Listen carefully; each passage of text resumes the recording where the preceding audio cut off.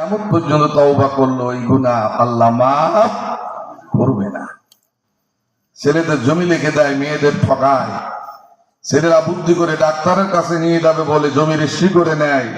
আল্লাহ সব দেখে, এগুলা মাফ করবে না। সাবধান, সতর্ক হন।